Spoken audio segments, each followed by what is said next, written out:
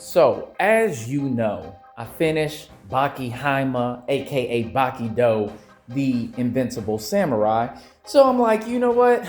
Let's try to find another anime to watch. And I'm scrolling on Netflix and I come across this Kill Blue.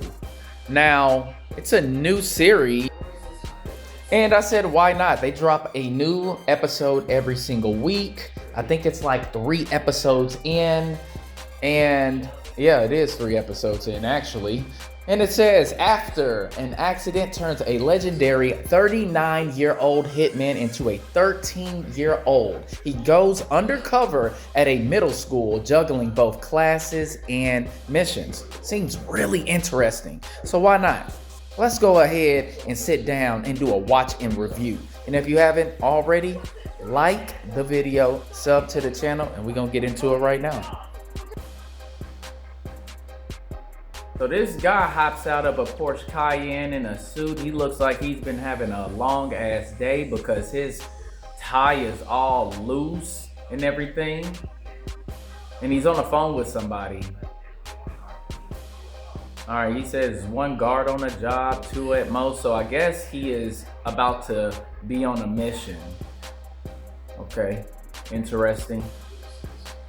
And he's telling the guy on the phone to contact the disposal unit.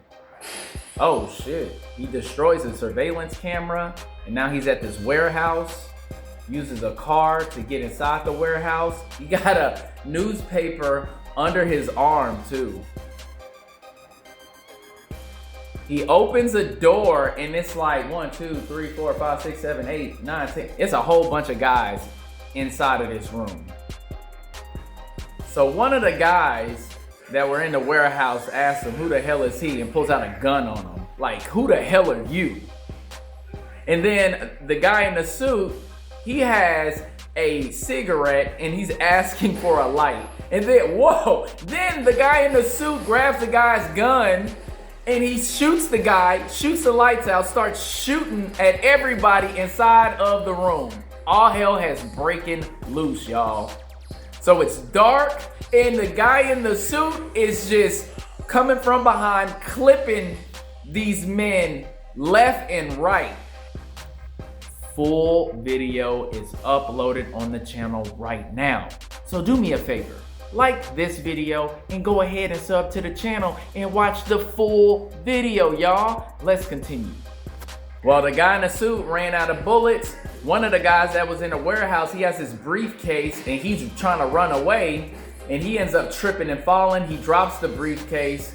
Oh, well, the guy in the suit tripped him. That's why he fell.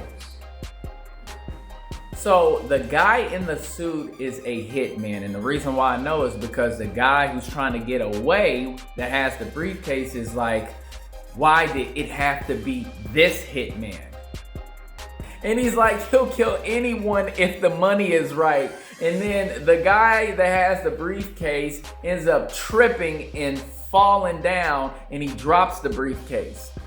Now the hitman is the one that ends up tripping this guy and he heard what he said. He was like, if the money is right, he was like, I make this rule. I only kill the irredeemable.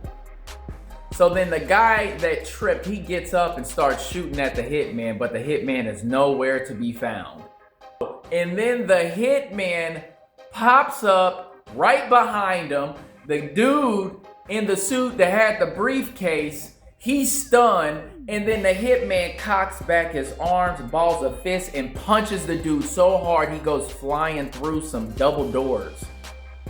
So the hitman grabs the briefcase and he meets with the guy he was on the phone with at the start of this whole situation, and his name is Kotatsu Nekuta. Now, mind you, the hitman took out 25 men, by the way, and the hitman ends up giving that briefcase to Kotatsu.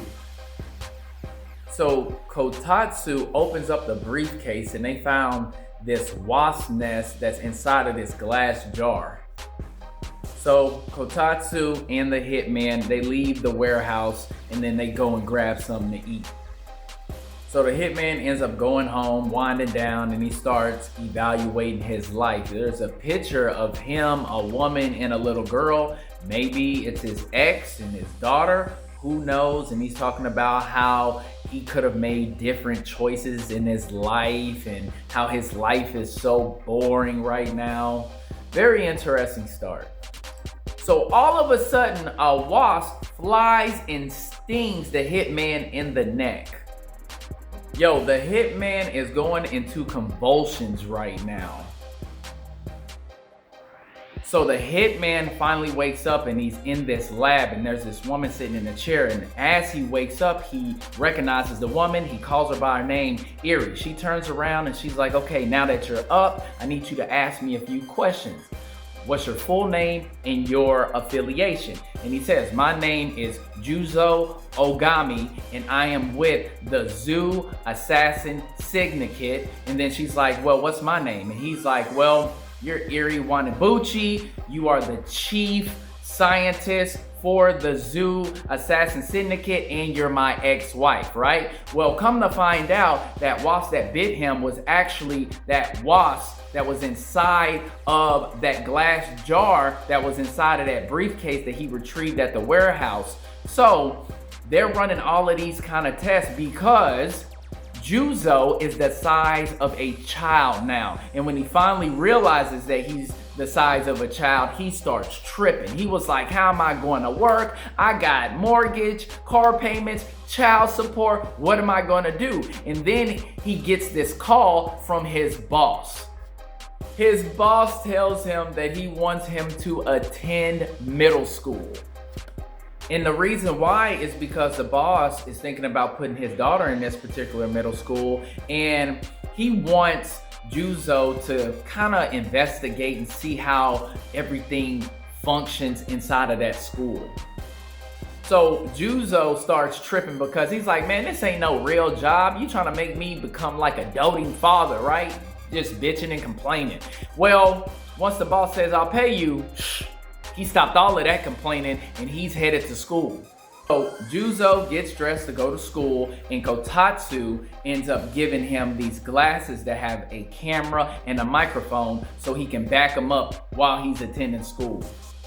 All right, so Juzo is at Rika Middle School, and all of the kids in his classroom, they're standing up, they're saying what their name is and what their interests are, and then it's Juzo's turn, and he is just shook, nervous, and all he does is just say what his name is, and then he goes and sits down.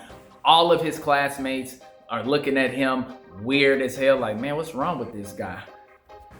Then Kotatsu gets on his ass like, hey, you're supposed to be blending in. That was an awful job that you did speaking in front of your classmates. And then Juzo gets back up and walks back in front of the class right now. So Juzo goes back up there and is like, hey man, I guess I gotta say a little bit more. He said, hobbies, oh, I don't have none. Special skills, I think sniping, and all of his classmates are puzzled right now. Like, what middle schooler is talking about they know how to snipe somebody? What the hell?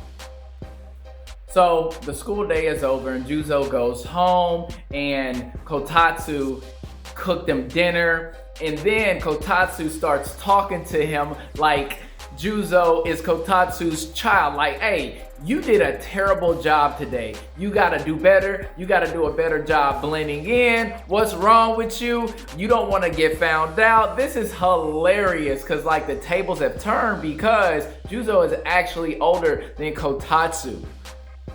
So the next day, Juzo is in class and they're, learning, studying, doing all of those things. The teacher is teaching, and he starts talking about how he was recruited by the association when he was a child, and he got thrown right into the field, and he starts shooting a guy while he's sitting down on a bench and everything. He also talks about how he's been married and that he has a daughter, and he has been through a lot in his life. So Juzo is thinking that studying is a waste of time, of course, because he's made a living off of killing people. And then all of a sudden, he starts getting inspired because he did not even realize that there are negative numbers. He just thought that there were just positive numbers and they kept going. So now he is locked in, he's paying attention, he's writing equations down. So now Juzo is excited because he's learning. He likes math, he likes science, he's enjoying the whole experience now. So now Juzo is at home working on homework, and then Kotatsu walks in his room and he's like, "Boss, what's wrong?" He said, "Man, I'm having so much fun doing schoolwork. I've already completed my homework and I'm working on prep work for tomorrow." So he is so locked in and he's just so perplexed that he doesn't know what to do with himself, because he went into this whole situation thinking that this was going to be something boring that he wasn't going to like, and now he's enjoying the experience. Okay, so the next day, class is over. Juzo is still in class because he's still excited about the social studies class that he just got done finishing up. And then Kotatsu tells him, "Hey, it's time for you to head out." So Juzo grabs his stuff and he leaves, right? Well, all of a sudden, somebody says, "Hey, everybody get back inside." And this guy with this panda mask on and just boxers on drop kicks the security guard. Then the panda mask guy runs towards the students and he zeroes in on two girls, right? They're scared out of their mind. They're backing up and he's like, "I got something to show you." And he's just like pulling his boxers and, popping them and everything, being real PDF-like, right? And they're like, "You weird freak, and we're gonna call the police." And he was like, "Well, I'm prepared for that, so you can call him if you want." So the principal sets off this alarm, so this ringing is going on, and Juzo decides to help the little girls. Now, Kotatsu tells him, "Hey, do not blow your cover." So Juzo is standing next to two of his classmates, and he decides to distract one of the classmates by knocking down some of his supplies that he's holding. And then Juzo ends up grabbing like this chalk box or something, this electronic device, and throws it at the panda mask guy. And Juzo is strapped up, so he grabs his gun, sticks it in between books, and he shoots that device, causing a smoke screen. And then he runs up on the panda mask guy, cocks his fist back, and boom, lands a punch on him.